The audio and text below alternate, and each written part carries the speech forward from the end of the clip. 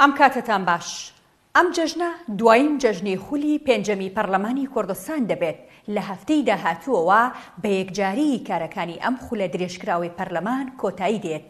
ئەمەش مانای پابەندبوونی تەواوەتی هەرێمی کوردستان نیشان دەدات با بڕیارەکەی مانگێک لەمەوبەری دادگای فیدراڵیەوە کە بڕیاریدا بوو درێژکردنەوەی تەمەنی خولی پێنجەمی پەرلەمانی کوردستان نادەستووریە.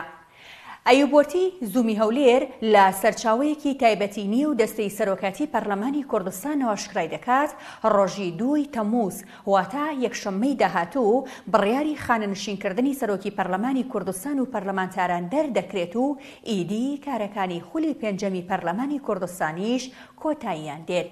هەر ئەمڕۆ پارتی دیموکراتی کوردستان یەکەم لایەن بوو کە بە فعلی پابەندبوونی خۆی با بڕیارەکەی دادگای فیدراڵیەوە نیشاندا کاتێک پەرلەمانیان چۆڵ کرد و فراکسیۆنەکەیان لە ڕێگەی نووسراوێکەوە بۆ دیوانی پەرلەمان کۆتای هاتنی کارەکانی خۆیان ڕاگەیان.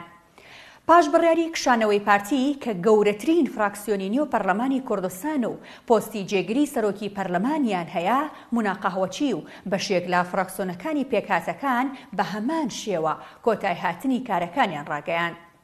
هەموو ئەمانە لە کاتێکدان کە بەڕێوەبەری ڕاگەیاندنی پەرلەمانی کوردستان بە زوومی گوتبوو لە هەفتەی داهاتووەوە ڕێکارەکانی خانەنشینکردنی پەرلەمانتارانی کوردستان دەست پێ دەکات. ئەماش بە دەستپێکی هەڵوەشانەوەی ئەم خولی پەرلەمانی کوردستان دادەنرێت. ئەگەر کشانەوەی پارتی پاش بڕیارەکەی دادگای فیدراڵی بێت هەوا کشانەوەی فراکسیۆنەکانی کۆمەڵ و یەکگرتوو چەند پەرلەمانتارێکی سربەخۆ دەگەڕێتەوە بۆ پێش ئەو وادەیە بۆ پێی ئەوان هەر لە سەرەتاوە لەگەڵەوەدا نەبوون کە تەمەنی پەرلەمانی کوردستان درێژ بکرێتەوە. تەنانەت فراکسیۆنی نەوەی نوێ لە 6 یانزەی ساڵی ڕابردووەوە واتە لە کاتی درێژکردنەوەی تەمەنی پەرلەمانەوە بەشداری لە هیچ کۆبوونەوەیەکدا نەکردووە. بۆ پڕکردنەوەی شوێنی ئەو پەرلەمانتارانەش کە کشانەوەی خۆیان ڕاگەاندووە ژمارەیەک پەرلەمانتاری بزوتنەوەی ئیسلامی و بزوتنەوەی گۆڕان سوێندی یاساییان خواردووە بەڵام بە گوێرەی بڕیارەکەی ڕۆژی 30 ئایاری دادگای فیدراڵی هەموو یاسا و بڕیارێکی سەردەمی درێژکراوەی تەمەنی پەرلەمان بە هەڵوەشاوە دادەنرێت واتە ئەوانەی بەم دوایە بوون بە پەرلەمانتار هەڵدەوەشێتەوە.